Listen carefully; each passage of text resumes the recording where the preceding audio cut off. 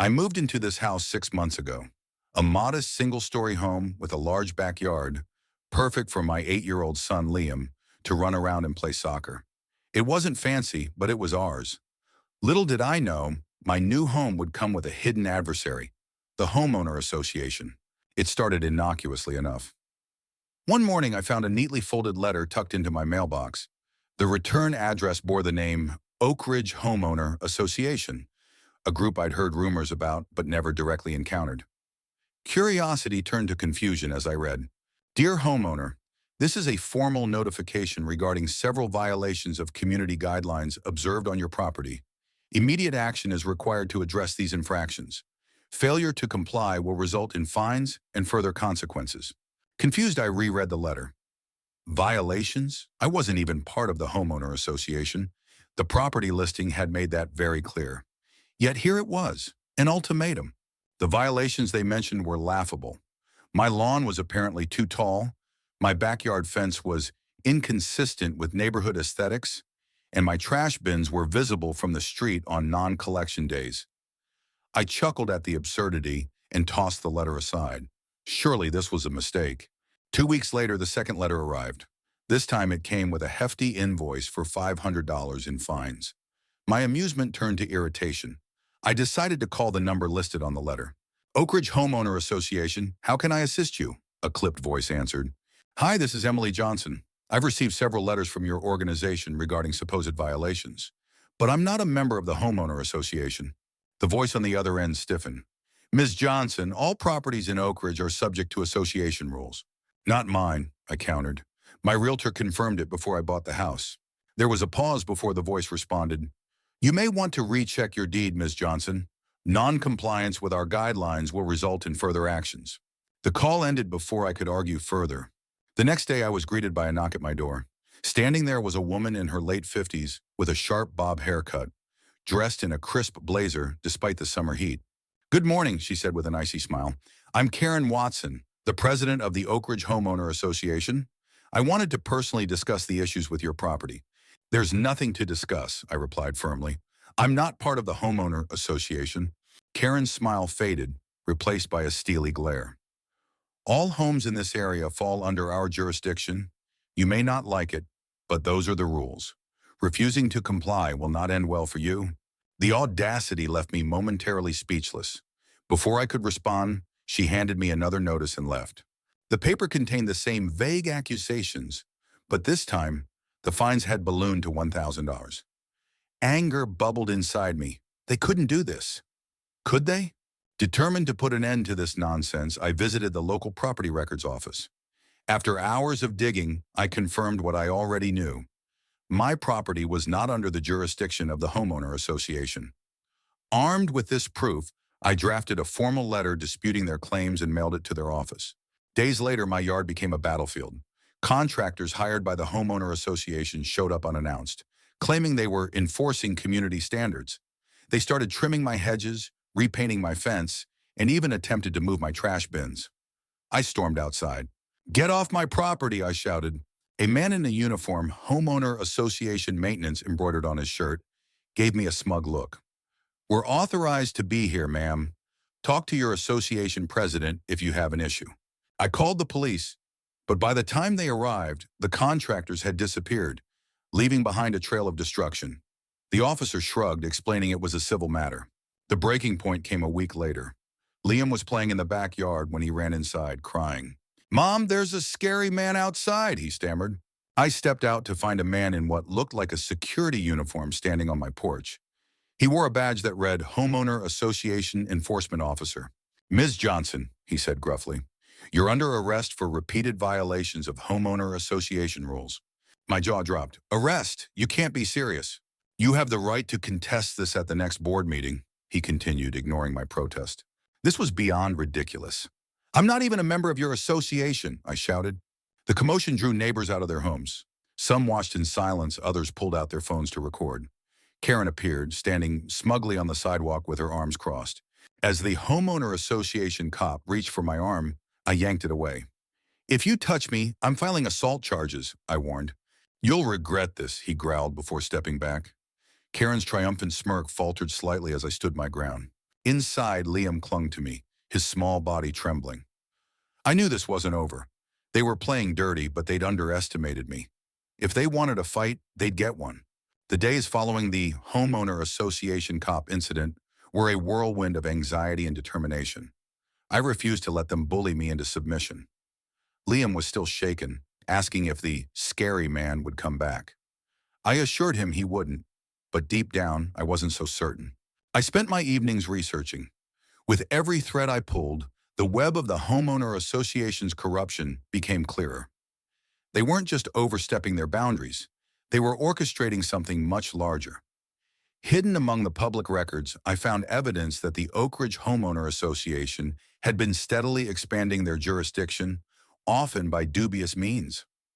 Properties like mine, initially excluded, were being forcibly incorporated through falsified amendments. My focus shifted to Karen Watson. Who was she, and why was she so determined to control my property? A deep dive into online forums and local news articles painted a picture of a woman infamous for her aggressive tactics. Karen had a reputation for targeting homeowners who didn't conform to her vision of the neighborhood. But this wasn't just about aesthetics. I discovered that Karen had close ties to a construction company called Everbright Developments. Their name appeared frequently in records of Oak Ridge's recent projects. New community parks, expanded clubhouses, all managed by Everbright. I began to suspect my property was part of a bigger plan, perhaps a new development they needed to complete. The realization sent chills down my spine. They weren't just harassing me out of spite, they were trying to take my land. Fueled by anger, I decided to fight back. I scheduled a meeting with a local attorney, Mr. Harris, who specialized in property disputes. After I explained my situation and showed him the documents I'd gathered, his expression turned grim. "You've got a strong case," he said, "but they're not going to back down easily. Organizations like this thrive on intimidation and the assumption that homeowners won't push back." "What do we do?" I asked. "We'll start by filing a formal cease and desist order. That should stop them from sending their so-called Homeowner Association QP or contractors onto your property. Meanwhile, I'll begin drafting a lawsuit for harassment and property damage." The next morning, I woke to a horrible sound, the roar of machinery. I rushed outside to find a bulldozer parked at the edge of my backyard, its massive blade tearing into my garden. Two men in construction gear were directing the chaos, and Karen stood nearby, supervising with her trademark smirk. "What is going on here?" I shouted, storming towards them. One of the men glanced at Karen, who stepped forward with mock concern. "Oh, Emily," she said sweetly, "I thought you'd received our notice. We're beginning work on a new walking trail. It's going to be a wonderful addition to the community." "This is my property," I snapped. "You have no right to be here." Karen's facade dropped. "Your property is part of Oak Ridge's jurisdiction now. You'd better get used to it." I pointed my phone at the scene, recording everything. "Leave now, or I'm calling the police." Karen's smirk faltered, but she quickly recovered. "Go ahead," she said. "We're fully authorized." By the time the police arrived, the damage had been done. The bulldozer had destroyed a portion of my garden, and the men had disappeared. The officer took my statement, but echoed the same frustrating sentiment. "It's a civil matter." Later that day, as I assessed the damage, a knock at my door startled me. Standing there was a man in his 30s, dressed in a faded hoodie and jeans. He looked nervous, glancing over his shoulder as if he were being followed. "Are you Emily Johnson?" he asked. I nodded cautiously. "Who's asking?" "My name's Alex," he said. "I used to work for Everbright Developments. Can I come in? I think I can help you." Once inside, Alex explained that he'd been a project manager for Everbright until a few months ago. He'd left after discovering unethical practices, including their partnership with Oak Ridge's Homeowner Association. "They've been targeting properties like yours for years," he said. "Karen identifies homes that would be useful for new developments, and Everbright handles the rest. Fake violations, forged documents, harassment, it's all part of their playbook." He handed me a folder filled with internal emails and project plans. My property was indeed marked for redevelopment as part of a luxury housing expansion. The evidence was damning. With Alex's information, I felt a surge of hope. Finally, I had the proof I needed to expose their scheme. But I couldn't just take this to court. I needed to make it public.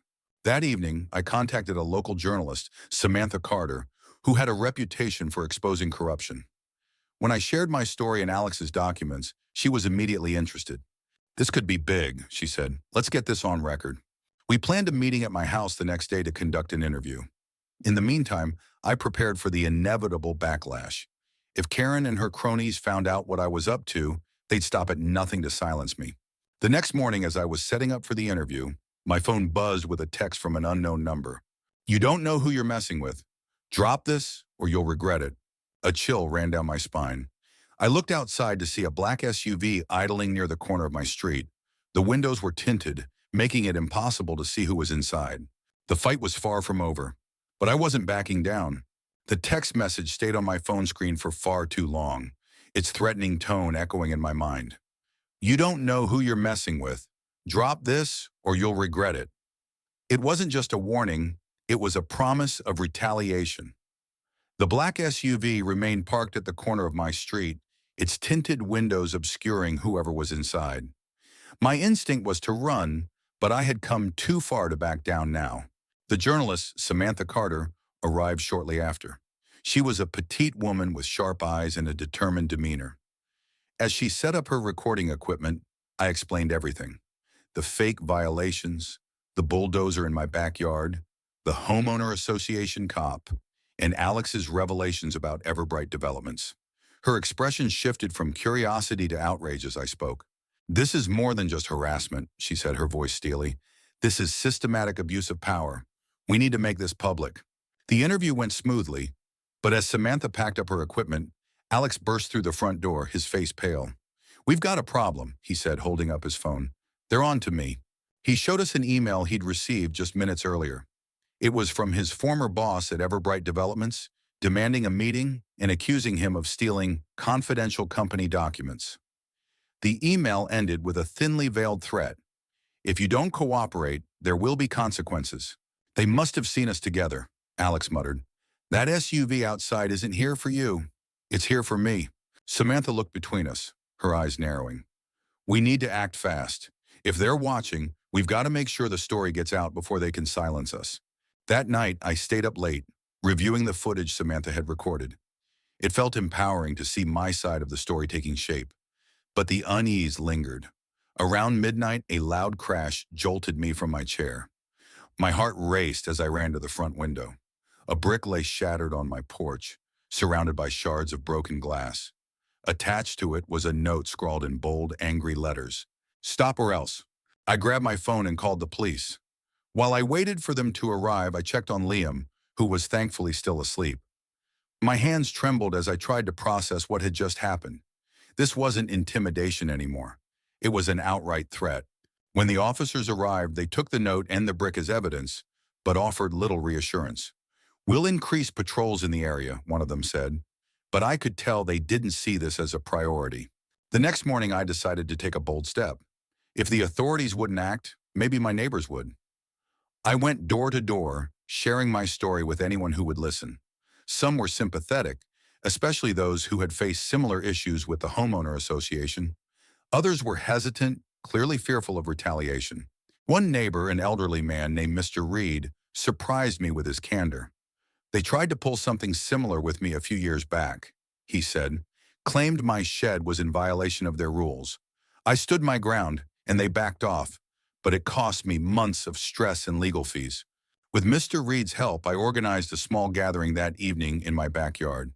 About a dozen neighbors showed up, some angry, others just curious. I explained what had been happening and showed them the evidence Alex had provided. "This isn't just about me," I said, my voice shaking with emotion. "It's about all of us. If we don't stand up to them now, they'll keep pushing until they control everything." There were murmurs of agreement, and a few people offered to help spread the word. It wasn't much, but it was a start. The next day, I received another letter from the homeowner association, this time delivered in person by Karen herself. She stood on my porch with that same icy smile, holding an envelope as if it were a weapon. "You've caused quite a stir, Emily," she said, her tone dripping with condescension. "But I'm afraid you're fighting a losing battle. This is a formal notice of your upcoming hearing with the board. We'll be discussing the terms of your compliance." I took the envelope without opening it. "I'll see you there," I said, slamming the door in her face. Inside, I opened the letter to find a list of violations that now included failure to maintain community harmony, and disturbing the peace. It was laughable, but I knew this was just another attempt to intimidate me. That evening, as I prepared for the upcoming hearing, Alex called me. His voice was tense. "They're ramping up," he said. "I just got a call from a friend at Everbright. They're planning to use the hearing to justify an official claim on your property. If they win, you could lose everything." The weight of his words settled over me like a storm cloud. This wasn't just about fines or harassment anymore. They were coming for my home, my sanctuary, my son's future.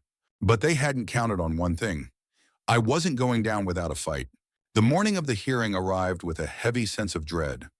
I couldn't shake the image of Karen's smug face, nor Alex's warning about their plan to take my property, but I wasn't going to let them win without a fight.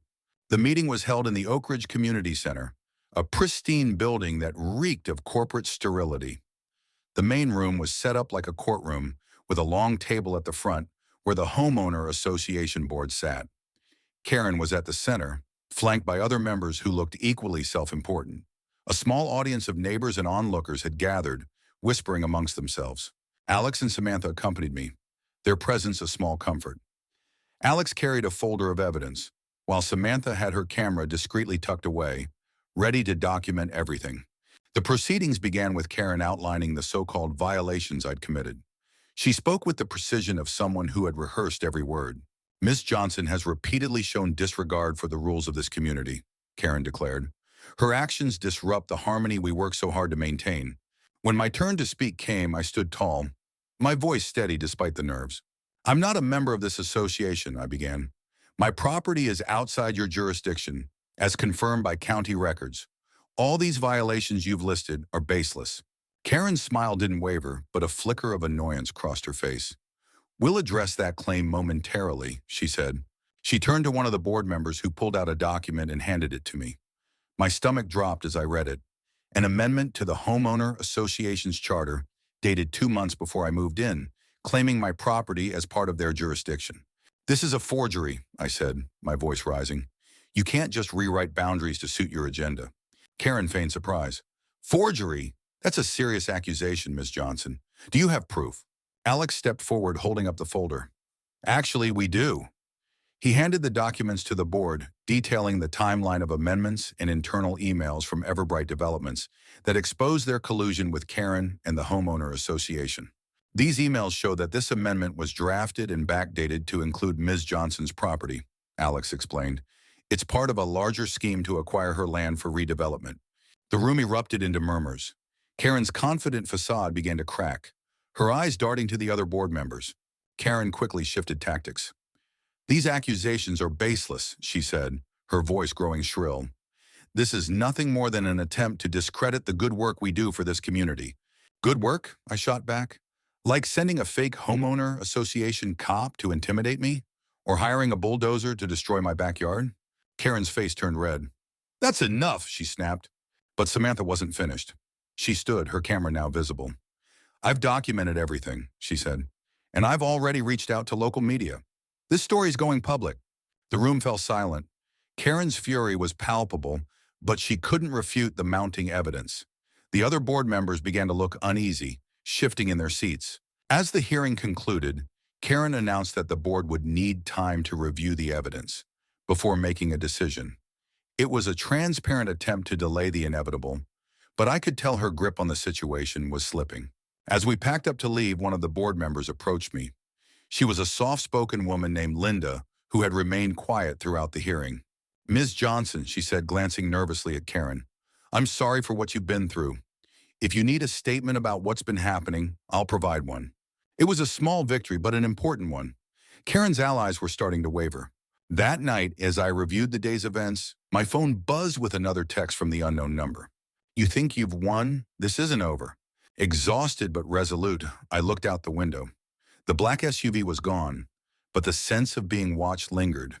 They were desperate now, and desperate people were dangerous. But so was I.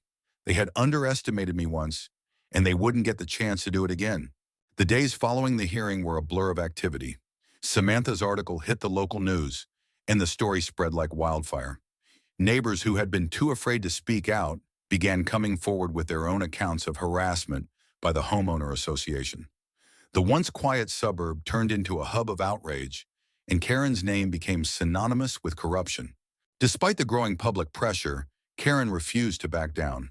If anything, she became more desperate.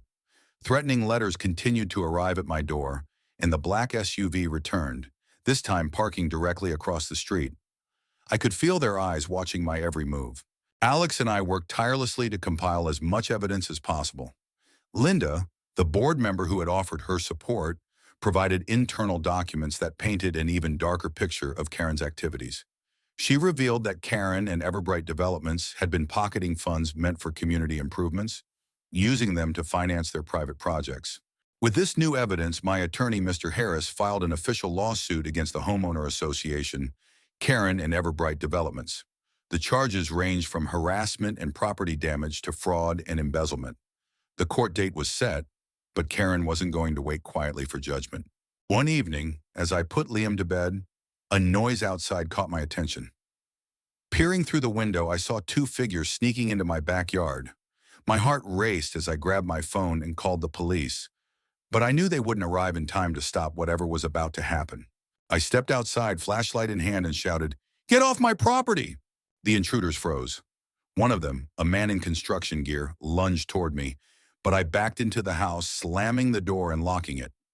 Moments later, I heard a loud crash from the backyard. They were tearing down what was left of my fence. The police arrived 20 minutes later, but the damage was done. The officers took my statement and promised to increase patrols, but it was clear Karen's tactics were escalating. The court date finally arrived. The courtroom was packed with neighbors, reporters, and curious onlookers. Karen and her legal team sat on one side, their smug confidence unnerving. On my side, Mr. Harris stood ready, with Alex and Samantha seated behind me for support. The trial was grueling.